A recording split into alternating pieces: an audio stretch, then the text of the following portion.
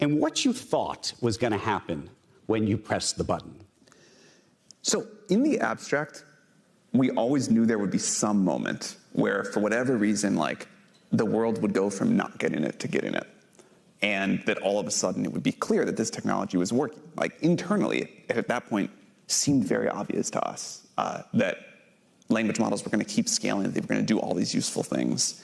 And why it happened at the launch of Chat GPT, I mean, I have some theories, but why it happened then and not when we launched the GPT-3 and the API earlier, or why it didn't happen until GPT-4 launched several months later, like, why that exact moment? I think there is some, like, chanciness to when it actually catches fire.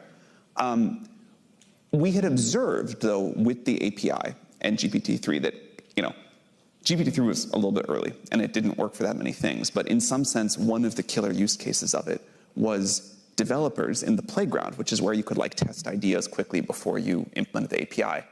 They loved just talking to the model. They would just sit there and, like, talk to GPT-3 conversationally about whatever.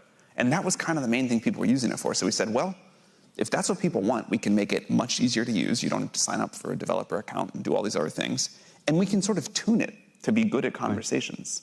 Right. And so we said, okay, let's make this as a product.